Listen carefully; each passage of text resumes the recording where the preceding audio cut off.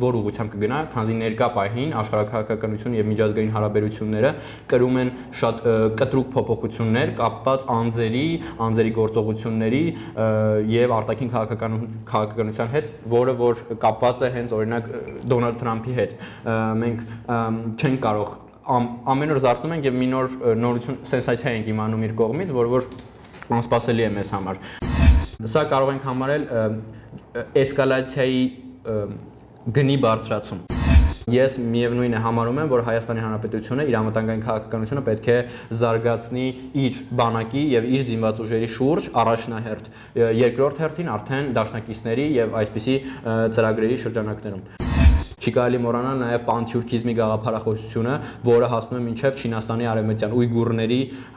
ուйգուրներով բնակեցված, որոնք ներկա թյուրքալեզու ժողովուրդ են, այսինքն սա նաև խնդիր է Ռուսաստանի Դաշնության համար։ Այստեղ չի կարելի դիտարկել պարզապես Լեռնային Ղարաբաղի խնդիր կամ Թուրքիա-Հայաստան հարաբերություններ, այստեղ ընդհանուր աշխարհաքաղաքականություն եւ ռեգիոնալ հարաբերություններ, որովհետեւ թուրքական ժողովուրդների միավորման պարագայում դա եւ վնաս է Ռուսաստանի Դաշնության հարավային շրջաններին եւ Չինաստանի արևմտյան շրջանների